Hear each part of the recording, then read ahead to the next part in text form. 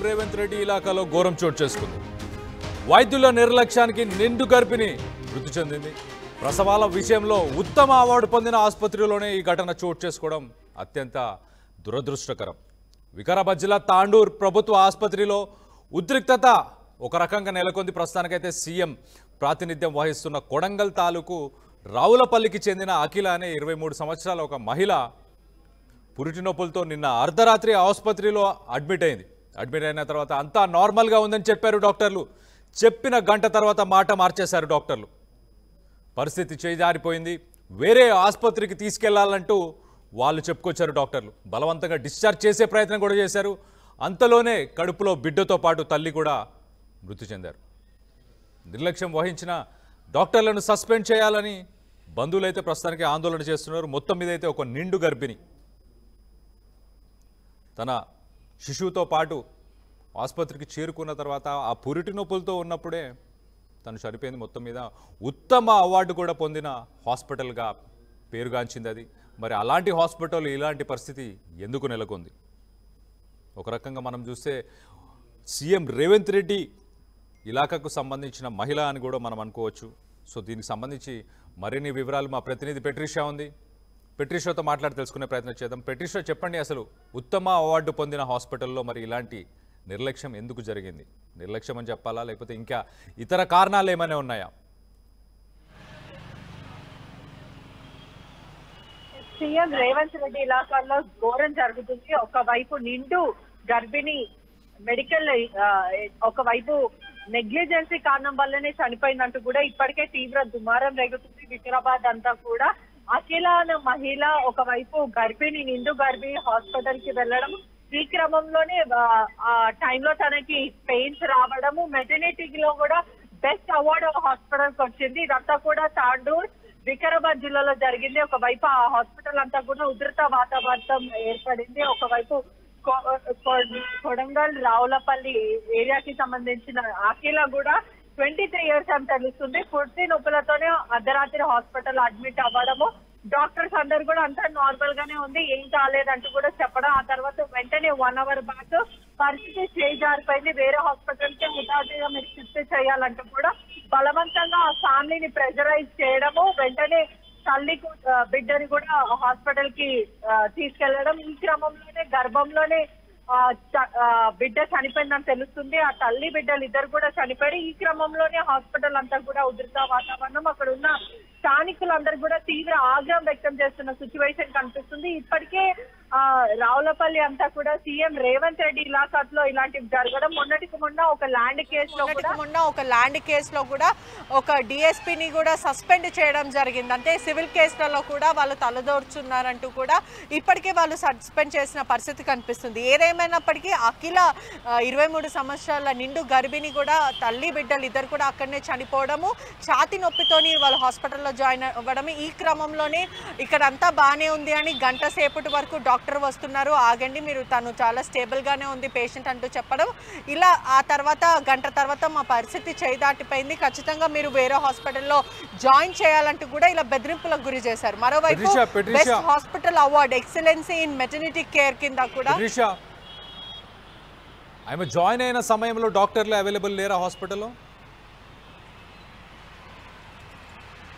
ఆ క్రమంలో డాక్టర్స్ ఎవరు కూడా అవైలబుల్ లేకపోవడము, డాక్టర్స్ వస్తున్నారు, తను స్టేబుల్ గానే ఉంది, తన కండిషన్ బాగానే ఉందంటే ఒకవైపు ఆ గర్భిణికి కూడా ఛాతి నొప్పితో మొదట హాస్పిటల్ జాయిన్ అవ్వడం, ఆ తర్వాత పురిటి నొప్పులు కూడా వస్తున్నాయి, నాకు 2 పెయిన్స్ వస్తున్నాయి అంటూ కూడా పదే చెప్పినప్పటికీ కూడా డాక్టర్ వస్తున్నాడంటూ కూడా 1 అవర్ సేపు వాళ్ళ కుటుంబాన్ని అంతా కూడా ఆపే ప్రయత్నం చేసి తనకేం కాలేదు, షీ స్టేబుల్ అంటూ పదే చెప్పడం. ఆ తర్వాత 1 అవర్ తర్వాత హుటాహుటిగా మీరు వెంటనే వేరే హాస్పిటల్కి షిఫ్ట్ చేయాలి, ఇక్కడ డాక్టర్స్ లేరంటూ కూడా ఇలా చెప్పడం. మొదట డాక్టర్స్ ఉన్నారని చెప్పడం, ఆ తర్వాత డాక్టర్స్ లేరంటూ కూడా మాట మార్చేసే ప్రయత్నం చేశారు. ఆ హాస్పిటల్కి కూడా the award for excellence into maternity care best hospital award రావడము, అదే కాకుండా ఇటువంటివి తరచూ జరగడం కూడా పరిసర ప్రాంతం కానీ ఆ కాన్స్టిట్యున్సీ అంతా కూడా భయప్రాంతులకు గురవుతున్న సిచ్యువేషన్. మొన్నటికి మొన్న ఒక పోలీస్ అధికారి కూడా సివిల్ కేసులో జోక్యం చేసుకోవడం, అతన్ని సస్పెండ్ చేయడం, దీని మీద సీఎం రేవంత్ రెడ్డి కూడా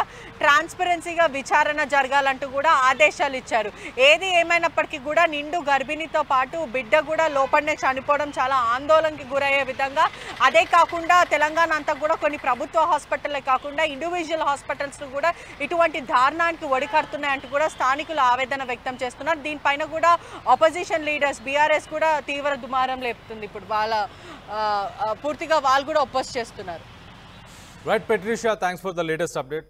మొత్తానికైతే సీఎం రేవంత్ రెడ్డి ఇలాకాలోనే ఒక దారుణం చోటు చేసుకుంది. ఒక నిండు గర్భిణి ఒక ప్రభుత్వ వైద్యశాలకు వెళ్ళి అక్కడ తను ఒక డెలివరీ చేయించుకుందాం అన్న ఉద్దేశంతో అక్కడికి వెళ్ళిన తర్వాత డాక్టర్స్ లేక అక్కడ స్టాఫ్ ఎవరైతే ఉన్నారో ఆమెను మిస్గైడ్ చేసినట్టు మొత్తానికైతే తెలుస్తుంది. సరిగ్గా వైద్యం సమయానికి అందకనే ఆ తల్లితో పాటు ఆ కడుపులో ఉన్న తల్లితో పాటు కడుపులో ఉన్న ఆ బిడ్డ ఇద్దరు మరణించారని చెప్పేసి అర్థమవుతుంది. సో ఒక్కసారి అసలు ఆ బంధువులు ఏమనుకుంటున్నారు, అక్కడ ఆ హాస్పిటల్లో ఇప్పుడు ప్రస్తుతం ఎలాంటి పరిస్థితి నెలకొంది, వాళ్ళు ప్రధానంగా ఏం డిమాండ్ చేస్తున్నారు అనేది ఒక్కసారి వినే ప్రయత్నం చేద్దాం. సార్ రావులపల్లికి వెళ్ళి రావులపల్లికి వెళ్ళి టాంటోకి వచ్చినాం సార్. 12 గంటల వరకు హాస్పిటల్లో అఫెక్ట్స్లో ఉన్నాము. అక్కడ నుంచి 2 గంటలకు వచ్చాం సార్. 1:45 2కి వచ్చినాక గ్లూకోజ్లో ఇట్లా పెట్టిండు. పాపకు చేయి వాసిందని మళ్ళీ 2:30 తర్వాత నేను పోయినా, చూస్తే గ్లూకోజ్ తీసి పడేసి పాపను బెదిరించింది. బెదిరించినాక మమ్మల్ని లోపల రానియలేదు. మేము ట్రీట్మెంట్ మేము చేస్తామా మీరు చేస్తారా, మోపిల్లలు ఎందుకు వస్తుండ్రు బయటికి వెళ్ళిపోండి అని పంపించింది. 5:30 వరకు కూడా మేము పాలు తెచ్చి అంటే పాలు తెచ్చినాము. ఒక బ్రెడ్ ప్యాకెట్ కూడా 6 గంటలకు పెద్ద డాక్టర్ వచ్చి తీసుకెళ్ళు ఎక్కడికైనా బయటికి అంటే ఒక్క నిమిషం లోపల ఆమె ఉన్న సంగతి మాకు తెలియదు కదా సార్. లోపలికి ఎట్లా పోతాం మనము, లేదు డాక్టర్ల దగ్గరికి పోము కదా. ఆమె గర్భిణి ఉండి మళ్ళీ లోపల పాప ఏమైనా అయితే తీసేయాలి, మా పెద్ద పాప మిగిలితే ఓకే మేడం అంటే మాకు ఏది తెలియదు. ఎక్కడ హాస్పిటల్కి వెళ్ళాలి మేడం అన్న, ఎక్కడికైనా తీసుకెళ్ళు నాకు సంబంధం లేదు, నువ్వు సంతకం పెట్టు వెళ్ళిపో అన్నది. మేము 1:45 అడ్మిట్ అయితే మాది రావులపల్లి విలేజ్, బాబాకు నొప్పులు వస్తే తీసుకొని వచ్చినాం హాస్పిటల్కు. 1:45 వదిలి ఇక్కడ వచ్చినాం. వచ్చి సిస్టర్ ఒక్కటే ఉన్నారు అప్పుడు మేము వచ్చినప్పుడు. ఆమెకు చెప్పినాం మేడం ఇట్లా ప్రాబ్లం ఉందని. లోపడిపోయింది. మేము లోపడిపోగానే మీరు రావద్దని లోపల బయటకు వెళ్ళండి అన్నాం. సరే మేడం అని చెప్పి మేము బయట రావటం. ప్రతి 10 నిమిషాలకు ఒకసారి పోయి అడిగినాం ఎట్లుంది మేడం, పాప బాగుందా ఎట్లా, అన్నీ నార్మల్ ఉన్నాయి, అన్నీ బాగున్నాయి, ఏదో పిచ్చి పిచ్చిగా చేస్తుంది అంతే అన్నది. అంటే రిపోర్ట్లు బాగున్నాయంటే బాగుంది. డాక్టర్ అయితే అప్పటికి లేదు, డాక్టర్ ఉన్న విషయం కూడా మాకు తెలియదు. వచ్చి 4:30కు అట్లా డాక్టర్ వచ్చి చూసినట్ట మా వాళ్ళు చెప్పిండ్రు. మాకు వచ్చి 5:30 6 o'clock మధ్యలో డాక్టర్ గారు పిలిచి పాప క్రిటికల్ ఉంది తీసుకోపోండి బయటికి అంటే ఎక్కడ తీసుకోవాలి మేము, ఎక్కడ తీసుకోండి మీ ఇష్టం, లేదు అంటే గవర్నమెంట్ డాక్టర్ మా దగ్గర ట్రీట్మెంట్ అవ్వట్లేదు మీరు ముంగటికి వెళ్ళండి అని చెప్పి ఒక రాసిస్తేనే కదా మనం ముంగటి పోయేది. అక్కడ రాకపోతే మా తప్పు ఉండే. ఎక్కడ వాళ్ళ మీద వెళ్ళేదనుకుంటే మాకు బలవంతంగా డిశ్చార్జ్ సంతకాలు తీసుకొని మమ్మల్ని పంపించారు. ఒక స్ట్రెచర్ కూడా ఇవ్వలేరు మాకు బయట దాకా తీసుకురాని. మేమేం లేదు, మా నిర్లక్ష్యం. డాక్టర్లు సరిగా పనితీరు సరిగా లేదు. మేము లైవ్ మేము ఇక్కడ ఉండి మేము చూసినాం. మా పోయిన పాపనైతే తీసుకురాలేము. ఆ ఉన్న డాక్టర్ మీద మాత్రం సస్పెండ్ కావు. డాక్టర్ పేరు మంజుల. నిర్లక్ష్యం. మేము 1:30కు వచ్చినాం. అదే నువ్వు సీరియస్ ఉన్నామే, నాకు అప్పుడు 2:30 3 గంటలకు చెప్పినా కూడా మేము ఎక్కడైనా వెళ్ళనికన్నా ఇది ఉంటుండే కదా. ఇంతకు ముందు డెలివరీ ఇక్కడే చేయించింది. సెకండ్ డెలివరీ కదా అని చెప్పి ధైర్యంగా అక్కడనే పోదామని చెప్పి తీసుకొని వచ్చారు. లాస్ట్కి వచ్చే వరకు లేదు కూడా ఇది కార్డు ట్రీట్మెంట్ మా దగ్గర ఉన్నాయి, కాడికి మేము చేస్తున్నాం, మీరు తీసుకెళ్ళి ఉన్నట్టే తీసుకెళ్తాం. మనం ఎక్కడ తీసుకెళ్ళాలని అడిగినాం. నాకు తెలియదు, మీరు ఎక్కడ తీసుకోండి, మాకు సంబంధం లేదు.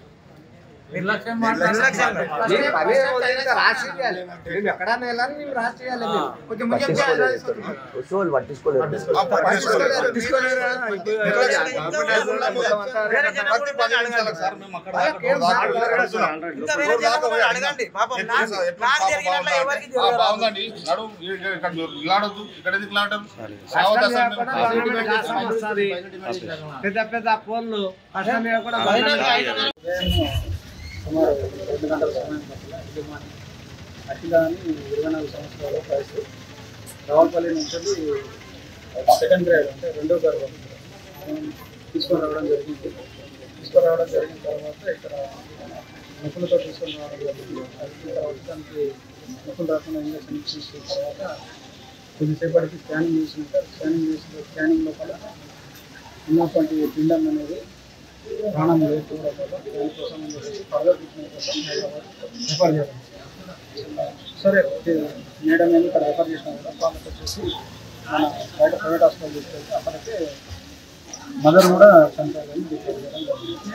అక్కడ బయట వాళ్ళు మళ్ళీ ఇక్కడ తీసుకొచ్చి కారణం ఏంటంటే ఇక్కడ వైద్యురాలు ఇక్కడ సిబ్బంది యొక్క నిర్లక్ష్యం